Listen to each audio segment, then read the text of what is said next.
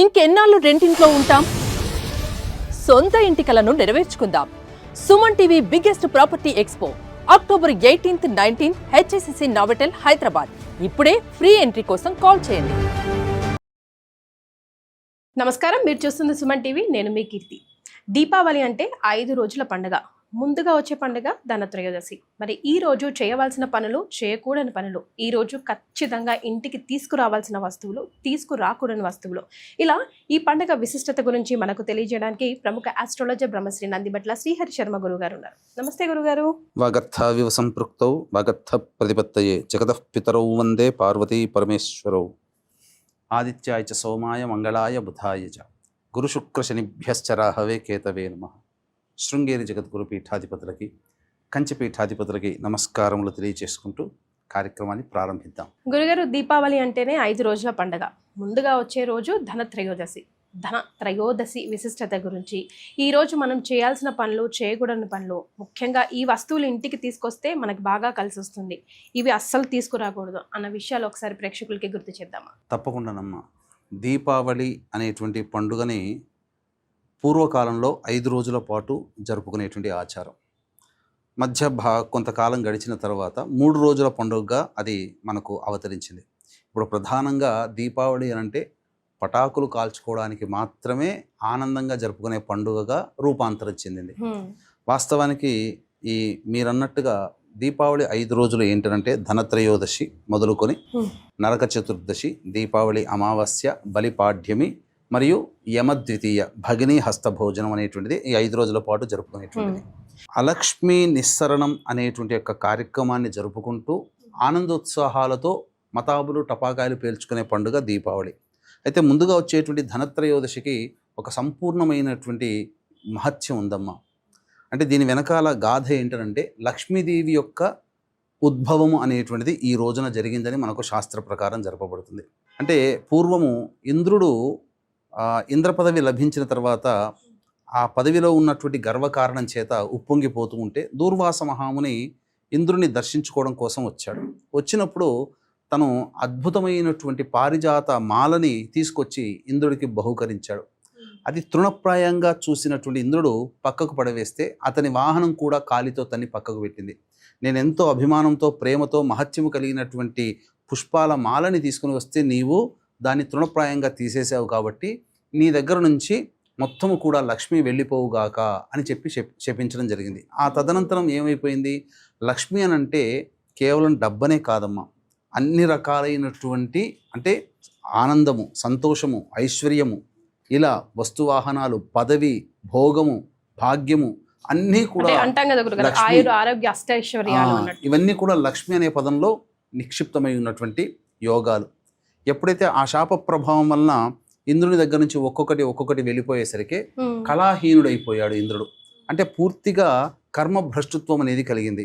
ఇక ఇంద్ర పదవి అనేటువంటిది లేకపోతే ముల్లోకాలు కూడాను ఈ సంబంధించినటువంటి అష్టదిక్పాలకుల యొక్క పరిపాలన ఉండదు. అలాగే అన్ని లోకాలలో కూడా ఈ సంబంధించినటువంటి పరిపాలన సరిగ్గా జరగదు అనేటువంటి ఉద్దేశంతో బ్రహ్మాది దేవతలందరూ కూడా విష్ణుదేవుని యొక్క అనుగ్రహం కోసం విష్ణుదేవుని దగ్గర సంబంధించి విన్నవించుకోగా క్షీరసాగర మథనము జరిగితే లక్ష్మి ఉద్భవిస్తుంది. ఆ లక్ష్మి ప్రార్థన చెయ్యి, నీకు తప్పకుండా మళ్ళీ తిరిగి ఇంద్ర పదవి అనేటువంటిది, ఆ పోయిన లక్ష్మి నీకు తిరిగి వస్తుందనంటే అప్పుడు క్షీరసాగర మథనం చేయడం, ఆ ప్రథమంగా హాలాహలం, తదనంతరం క్షీరసాగర మథనంలో అనేకమైనటువంటి వస్తువులు అంటే జీవజాలము, ఉచ్చైశ్రవం అనేటువంటి తెల్లటి ఏనుగు, ఐరావతము ఇంద్రుడికి సంబంధించినటువంటిది, అలాగే లక్ష్మీదేవి ఉద్భవించడము, ఇంకా చెప్పాలి అని అంటే పారిజాత వృక్షము, ఇంకా ధన్వంతరి కూడా జన్మించడం జరిగింది ఇదే రోజున. పద్మపురాణ ప్రకారము లక్ష్మీదేవి యొక్క అమ్మవారి నక్షత్రము ఉత్తరా నక్షత్రము. కాబట్టి ఈ ధనత్రయోదశి అనేటువంటిది అక్టోబర్ 18వ తారీఖు రోజున ఏర్పడింది. ఉత్తరా నక్షత్రంతో కూడుకున్నటువంటిది. అంటే సాధారణంగా వీక్షించేటువంటి మన సుమన్ టీవీ ప్రేక్షకులు కూడా ఆలోచించుకునేది ఏంటంటే ఉదయానికి ద్వాదశి ఉంది కదా, మరి ధనత్రయోదశి సాయంత్రం పూట ఏంటి అనేటువంటిది ఆలోచన. అంటే 18వ తారీఖు రోజున ఉదయానికి ద్వాదశి తిథి ఉంది, మధ్యాహ్నం తర్వాతనే త్రయోదశి తిథి వస్తుంది. అంటే ఇక్కడ ఏంటి అని అంటే పండుగలు అనేటువంటిది కేవలం సూర్యోదయానికి ఏ తిథి ఉంటే అది కాదు. కొన్ని పండుగలు సూర్యోదయానికి ఉండే తిథిని అనుసరించి, కొన్ని పండుగలు రాత్రిపూట తిథి ఉన్నప్పుడు జరుపుకునేటువంటిది. దీపావళి అనేటువంటి పండుగ అనేది అంతే పూర్తిగా రాత్రిపూట జరుపుకునేటువంటి పండుగ. కాబట్టి ప్రదోష కాలానికి ఏ తిథి అయితే త్రయోదశి తిథి ఎప్పుడైతే ఉంటుందో, వ్యాప్తమై ఉంటుందో, అప్పుడే త్రయోదశి తిథి ధనత్రయోదశి అని మనం చెప్పుకోవాలి. కాబట్టి ఈసారి ధనత్రయోదశి అనేటువంటిది 18వ తారీఖు రోజున వచ్చింది. దీంతోపాటు విశేషంగా ఆయుర్వేదానికి పితామహుడిగా చెప్పుకునేటువంటిది, ఆయుర్వేదానికే రూపకర్తగా దేవతగా పిలుచుకునేటువంటి ధన్వంతరి కూడా ఈ యొక్క ధనత్రయోదశి రోజునే జన్మించడం జరిగిందని. కాబట్టి ధనత్రయోదశి అన్నప్పుడు చాలా మహత్యము కలిగినటువంటిది. ఏం చేయాలి గురుగారు ఈరోజు? ముఖ్యంగా చాలామంది ధన్తేరస్ అనగానే బంగారాన్ని కొనుక్కోవాలి, ఇంట్లో తెచ్చిపెట్టుకోవాలి అనే ఆలోచనతో ఉంటారు. అంటే పూర్వకాలంలో బంగారం అనేటువంటిది విరివిగా లభించేది. ఇప్పుడు డిమాండ్ తక్కువైంది కాబట్టి దాని యొక్క రేట్ పెరిగిపోయింది. కాబట్టి అందరూ దీన్ని కొనుగోలు శక్తి ఉంటుందానంటే కొనుగోలు చేయాల్సినటువంటి అవసరం అయితే లేదమ్మా. శక్తి ఉన్నవాళ్ళు తీసుకోవచ్చు. శక్తి లేని వాళ్ళు కూడా బంగారంతో సమానమైనటువంటి వస్తువులు కూడా తెచ్చుకొని ఉంటే ఆనందంగా జీవించగలుగుతారు. బంగారమే కొనుక్కోవాలని శాస్త్రంలో ఎక్కడా చెప్పబడలేదు. కాకపోతే కొన్ని వస్తువులు కొనుక్కొని తెచ్చిపెట్టుకోమని చెప్పబడింది. ఎందుకంటే దీపావళి పండుగ సందర్భంగా దీపావళి రోజున లక్ష్మీ పూజ చేస్తాము కాబట్టి ఆ లక్ష్మీ పూజలో వాడబడేటువంటి వస్తువులు ఏవైతే ఉన్నాయో అవన్నీ ఈ ధనత్రయోదశి రోజున కొనుగోలు చేయమని శాస్త్రం చెప్పబడి ఉంది. కాబట్టి ఎటువంటి వస్తువులు అని అంటే ప్రధానంగా లక్ష్మీ నారికేళం అని దొరుకుతుంది. చిన్నది నారికేళం. ఆ లక్ష్మీ నారికేళం, ఏకాక్షి నారికేళం అని దొరకదు. అంటే ఒక కన్ను ఉన్నటువంటి కొబ్బరికాయ సాధారణంగా దొరకదు, రేర్ అది. దొరికితే చాలా మంచిది, అది తెచ్చుకోవచ్చు. తర్వాత లక్ష్మీ గవ్వలు మనకు నక్షత్రాకారంలో పసుపు రంగులో ఉంటాయి. తర్వాత గురువింద గింజలు. ఈ గురువింద గింజల్లో శ్వేత కలర్ అంటే తెల్లటి కలర్లో ఉన్నవి, పసుపు రంగు కలర్లో ఉన్నవి, లేదా ఆకుపచ్చ రంగు కలర్లో ఉన్నటువంటివి చాలా విశేషం. ఇవన్నీ లక్ష్మీప్రదము. ఎరుపు రంగు కలర్లో ఉన్నటువంటిది తాంత్రికానికి ఉపయోగపడుతుంది. కానీ ఇంకా ఇప్పుడు చెప్పినటువంటి మిగతా రంగుల్లో ఉన్నవి లక్ష్మీప్రదమైనటువంటి గురువింద గింజలు. తర్వాత ముత్యము, తర్వాత ముత్యపు శంఖము అని దొరుకుతుంది. అది శంఖం ఆకారం ముత్యంలో ఉన్నట్టుగా ఉంటుంది, అది తెచ్చుకోవాలి. ఇలా కొన్ని లక్ష్మీప్రదమైనటువంటి వస్తువులు, గోమతి చక్రాలు ముఖ్యంగా. తర్వాత ఈ శంఖాలలో కూడా లక్ష్మీ శంఖం అని ఒకటి ఉంటుంది, దక్షిణావృత శంఖం. అవి చిన్నదైనా కానీ తెచ్చుకోవాలి. ఇవన్నీ లక్ష్మీప్రదమైనటువంటి వస్తువులు. ధనత్రయోదశి రోజున లక్ష్మీ సంబంధించినటువంటి లగ్నం ఒకటి ఉంటుంది. 7:29 నుంచి 9:29 సాయంత్రం. ఆ సమయంలోనే ఈ వస్తువులు జనరల్ స్టోర్ నుంచి కానీ పచారీ షాపుల నుంచి కానీ తెచ్చుకొని పెట్టుకోవాలి. అవి పూజా మందిరంలో ఆ ధనత్రయోదశి రోజున తెచ్చుకోవాలి. ముఖ్యంగా తీసుకొచ్చేటువంటి వస్తువు ఏంటంటే చీపురు కట్ట కొనుగోలు చేయాలి ఆ ధనత్రయోదశి రోజున. ఎందుకు అనంటే చీపురు కట్ట అనేటువంటిది లక్ష్మీప్రదం. ఎందుకనంటే ఇంట్లో ఉన్నటువంటి చెడు అంతా కూడా, అంటే మట్టినంతా ప్రారదోలుతుంది కదా, అంటే ఏంటి, అలక్ష్మి. ఆ విధంగా అలక్ష్మి అనేటువంటిది వెళ్ళిపోతుంది. కాబట్టి చీపురుని కొనుగోలు చేయాలి. ఖచ్చితంగా ఈరోజు చేస్తే చాలా విశేషం. ఇక చెయ్యకూడనటువంటి పనులు, తీసుకురాకూడనటువంటి వస్తువులు అంటే ఇనుముతో సంబంధమైనటువంటి వస్తువులు తీసుకురాకూడదు. తైలము అంటే నూనె పదార్థాలు కొనుగోలు చేయకూడదు ఈ రోజున. ఎందుకంటే నూనె అనేటువంటిది జ్యేష్ఠాదేవికి సంకేతంగా చెప్పబడింది. ఇనుము వస్తువులు ఇవన్నీ కూడా శని సంబంధించినటువంటి వస్తువులు. అలాగే నల్లటి వస్తువులు, కుండలు, నల్లటి కుండలు ఇలాంటివి కొనుగోలు చేయకూడదు. ఉప్పు లక్ష్మీప్రదం ఉప్పు కూడా కొనుగోలు చేయాలమ్మా, చేయాలి. ఇవన్నీ కూడా సంబంధించినటువంటి కుంకుమ పువ్వు, అలాగే సుగంధ భరితమైనటువంటి జాజికాయ, జాపత్రి, ఇలాచి, లవంగాలు, పసుపు, ఇవన్నీ కూడా ఈ వస్తువులు లక్ష్మీప్రదమైనటువంటి వస్తువులు. ఈ ధనత్రయోదశి రోజున సాయంత్రం 7:29 నుంచి 9:25 మధ్యకాలంలో కొనుగోలు చేసుకొని పూజా మందిరంలో పెట్టుకొని లక్ష్మీ పూజ సందర్భంగా దీపావళి రోజున 20వ తారీఖు రోజున మనం పూజలో గనక వాడుకున్నట్లయితే అవన్నీ కూడా మరొక వీడియోలో మనం తెలియచేద్దాం. తద్వారా మంచి లక్ష్మీప్రదమైనటువంటి గృహంగా ఉంటుందని చెప్పవచ్చు.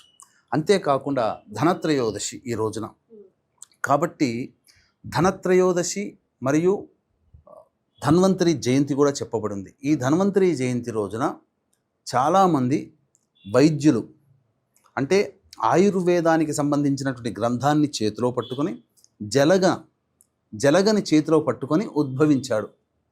ఇప్పుడు ఆ జలగ అనేటువంటిది ఎలా మారుతుంది? ఒంటిలో ఉన్నటువంటి చెడు రక్తాన్ని తీసివేస్తుంది. జలగ చికిత్స కూడా ఉంది కదమ్మా. అవునండి. కాబట్టి ఆయుర్వేద సంబంధించినటువంటి రూపకర్త ఈ ధన్వంతరి ఒక చేతిలో జలగ, ఒక చేతిలో ఆయుర్వేద గ్రంథము, ఒక చేతిలో అమృత కలశము, ఇంకొక చేతిలో అభయహస్తం, ఇలా పట్టుకొని ఉద్భవించినట్టుగా మనకు పద్మపురాణాంతర్గతంగా ధన్వంతరి ఉద్భవన అనేటువంటిది మనకు తెలియచేయడం జరుగుతుంది. ముఖ్యంగా ఆయుర్వేదాన్ని అనుకరించేటువంటి వైద్యులు ఎవరైతే ఉన్నారో, నేర్చుకునే విద్యార్థులు ఈ రోజున విశేషంగా ధన్వంతరి పూజ చేస్తారు. చాలామంది ఈ రోజున ధన్వంతరి హోమం చేస్తారు, ధన్వంతరి పూజ చేస్తారు. నాకు బాగా తెలిసినటువంటి వ్యక్తి, మనకు అందరికీ కూడా సుపరిచితమే, ఆంధ్ర ప్రాంతంలో అందరికీ చింతలూరు ఆయుర్వేదం సంబంధించినటువంటిది. వాళ్ళ ఇంట్లో కూడా ఈ రోజున విశ్వనాథ్ తేజస్వి అనే అబ్బాయి, చక్కగా వాళ్ళ నాన్నగారు చక్రవర్తుల అవధాని గారని, వాళ్ళందరూ కూడా ఈ రోజున అనగా ధనత్రయోదశి సంబంధించినటువంటి రోజున ధన్వంతరి హోమం కూడా చేస్తారమ్మా. తద్వారా ఏమవుతుంది, చాలామంది ఇప్పటికీ కూడా అనాదిగా వస్తున్నటువంటి సాంప్రదాయం ఏంటంటే, కొత్తగా వైద్యం ఏదైతే తీసుకోవాలి, మందులు వాడుకోవాలని అంటారో, ధన్వంతరి పూజ చేసుకొని ఆ మందు కనుక వాడితే అమృతతత్వమైనటువంటి విధంగా ఆ మందు పని చేస్తుంది అని చెప్పి మనకు శాస్త్రం చెప్పబడి ఉందమ్మా. గురుగారు, మరి ఈ 5 రోజుల పండుగ భాగంగా మరి మనం ఒకవేళ దేవుడి గదిని ఎప్పుడు క్లీన్ చేసుకోవాలనుకుంటారు? అంటే ఒకవేళ పూజ స్టార్ట్ చేయాలంటే ఈ రోజునే అక్టోబర్ 18నే స్టార్ట్ చేసేస్తారు కదా. అవునమ్మా. సో ముందు రోజే మనం చిత్రపటాలు అవి, దేవుడి గది నది, ఇల్లు నది శుభ్రం చేసుకోవాలంటారా? ధనత్రయోదశిని పురస్కరించుకున్న 5 రోజుల పండుగ అన్నప్పుడు మనము శుక్రవారం నాడు ఎలాగో అంత కూడా సర్దుకోలేరు, ఎందుకంటే లక్ష్మీప్రదం అయినటువంటి వారం కాబట్టి దుర్ముహూర్తం అయినటువంటి శనివారం నాడు దుర్ముహూర్తం 7:54 అయిపోతుంది. దుర్ముహూర్తమైన తదుపరి ఈ 5 రోజుల పండుగ సందర్భంగా పూజా మందిరాన్ని, పూజా వస్తువులని, ప్రతిమలని అన్నీ కూడాను, చిత్రపటాలని అన్నీ కూడాను శుభ్రపరుచుకొని పెట్టుకొని ప్రదోషకాల సమయానికి అనుకూలంగా ఉండాలి. ఇక ఈ 5 రోజులలో ప్రధానంగా లక్ష్మీదేవి నువ్వుల నూనెలో నిక్షిప్తమై ఉంటుంది కాబట్టి నువ్వుల నూనె మనం శాస్త్ర ప్రకారము ఉపయోగించుకోవాలి. చాలామంది ఒక అపప్రథ వచ్చింది ఒక 2 ఏళ్ల కిందట, నువ్వుల నూనె ఒంటికి రాసుకున్నా, నువ్వుల నూనె ఇంట్లో దీపారాధన చేసినా దరిద్ర దేవత తాండవిస్తుందని చెప్పి అపప్రథ వచ్చింది. అది అవాస్తవమ్మా. సకల శాస్త్రాలు, పురాణాలు ఈ యొక్క దీపావళి సందర్భంగా నువ్వుల నూనెలో లక్ష్మీదేవి నిక్షిప్తమై ఉంటుంది, నీటిలో గంగాదేవి నిక్షిప్తమై ఉంటుంది.